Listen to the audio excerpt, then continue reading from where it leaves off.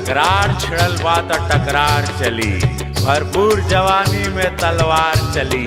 ए महफिल में मजा हम तरीका से लेब, यहाँ बस मर्जी हमार चली।